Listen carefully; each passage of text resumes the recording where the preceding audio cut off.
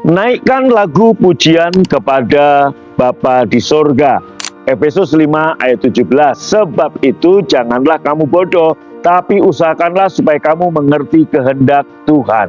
Tuhan mau kita hidup sebagai pria wanita yang bijaksana, bukan sebagai orang-orang bodoh. Ia tidak akan memberitahukan kita untuk hidup dalam hikmat, dalam kebijaksanaan tanpa memberitahu caranya.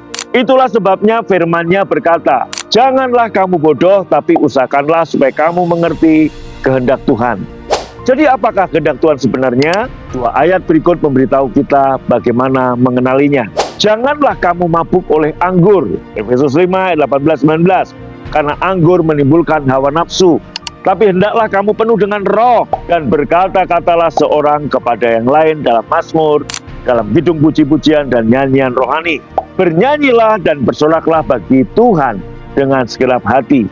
Jika Anda mengizinkan diri Anda dipenuhi Roh Kudus dengan menaikkan lagu-lagu pujian kepada Tuhan, menyanyikan atau mengucapkan mazmur, saudaraku, puji-pujian dan lagu-lagu rohani, serta menyanyi dalam hati kepada Tuhan, Tuhan berjanji bahwa Anda akan mengetahui kehendak-Nya atas situasi Anda.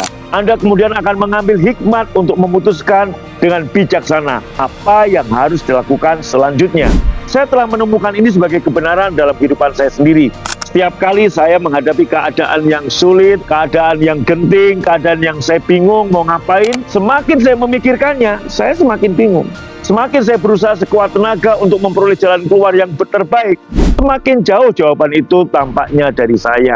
Tetapi saat saya berpaling dari masalah saya dan mengalihkan pandangan kepada Tuhan, menyanyi dalam roh dan memujinya, maka saya mendapatkan pandangan yang lebih jelas atas masalah saya.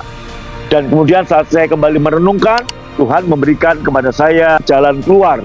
Ya, ada hikmat yang Tuhan beri. Saya juga menemukan gugahan dalam hati saya untuk mengambil keputusan-keputusan tertentu yang pada akhirnya ternyata lebih baik dari apapun yang saya dapat pikirkan sendiri. Jadi, saudaraku yang dikasihi Tuhan, hari ini naikkan lagu-lagu pujian kepada Tuhan Yesus. Entah Anda sedang mengalami masa-masa sedih, masa-masa sukar, masa-masa sulit, atau mungkin Anda sedang happy, it's okay, everything, no problem, apa-apa.